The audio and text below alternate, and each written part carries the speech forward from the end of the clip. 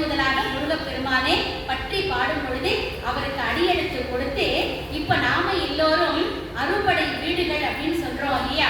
அழகா இதுல திருப்பரங்குன்றம், திருச்செந்தூர், பழனி, சுவாமிமலை, திருத்தணி, பழமுதிர்ச்சோலை அப்படின்னு அறுபடை முருகனுக்கு குன்றுதோரெல்லாம் முருகன் இருந்தால் கூட முக்கியமாக வழிபடக்கூடிய அறுபடை வீடுகள் அப்படின்னு வடிவமைத்து கொடுத்ததே நக்கீர பெருமான் தான்.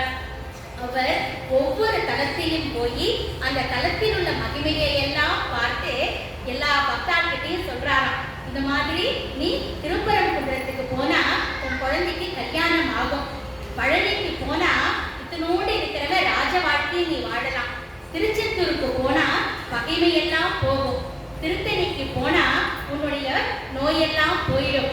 இப்படி ஒவ்வொரு ஸ்தலத்திற்கும் சென்றால் என்னென்ன பலன்கள் எல்லாம் வரும் அப்படிங்கிறதையெல்லாம் சொல்லி பக்தர்களை எல்லாம் வழிபடுத்துகின்ற நூலாக அமைந்திருப்பதுதான் முதலாவது தோன்றிய திருமுருகாற்றுப்படை. இப்படிதான் சங்க இலக்கியங்கள் வந்தது.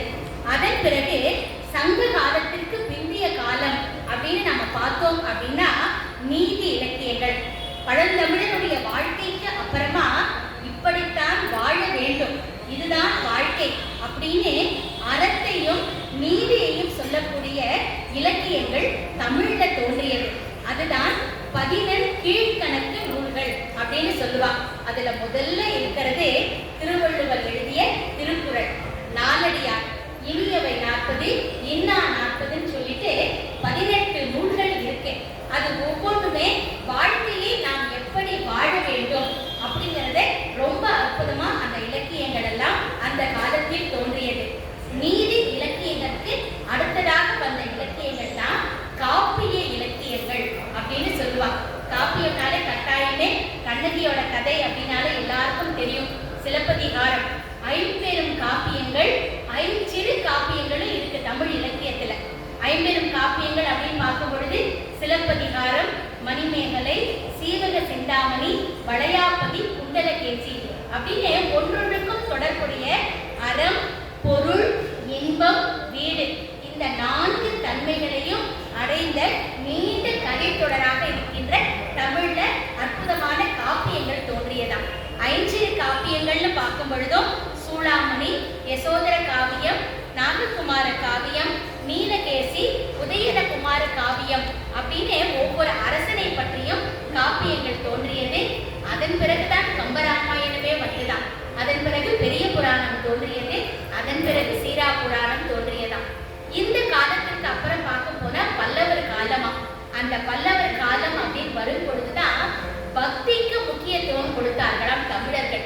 அதன் வரை அவருடைய வாழ்க்கையை பற்றியும் எப்படியெல்லாம் வாழ வேண்டும்னு சொன்ன இலக்கியம் முதல் முறையாக பக்திக்கு முக்கியத்துவம் கொடுத்து வந்தது. சைவத்தை பற்றியும் வைணவத்தை பற்றியும் இந்த உலகத்துக்கு அப்போ எல்லாமே சமண மதமும் பௌத்த மதமும் தான் ஆட்சியில இருந்ததாம். அதையெல்லாம் கடந்து எல்லா சிவாலயங்களிலும் சிவபக்தியை தோற்ற வேண்டும் அப்படிங்கிற ஒரு பெருத்த நோக்கோடு கிட்டத்தட்ட 63 நாயன்மார்கள் தோன்றினார்களாம். அந்த 63 நாயன்மார்கள் ஆழ்வார்கள். அதுதான் பக்தி இலக்கியத்துல வருவதே. நாயன்மார்கள் அப்படின்னா சிவனை வழிபடக்கூடியவர்கள். வைணவர்கள் அப்படின்னு பார்க்கும் பொழுது ஆழ்வார்கள் அப்படின்னு அவளுக்கு பெயர் சூட்டினார்கள். 63 நாயன்மார்களுடைய கதைகளையும் வடிவமைப்பதுதான் பெரிய புராணம் நம்முடைய சேக்கிழார் எழுதியது. அதனை 12 திருமுறைகளாக வகுத்தவர் தான் நம்பி ஆண்டார் நம்பி. நாம எந்த ஒரு செய்தியை கேட்டுட்டாலும் ஏதாவது ஒரு தலைப்பை பத்தி கேட்டாலும் சரி, படிச்சாலும் அதற்கு முந்தைய வரலாறு என்னங்கிறத தெரிஞ்சுக்கணும். அதனாலதான்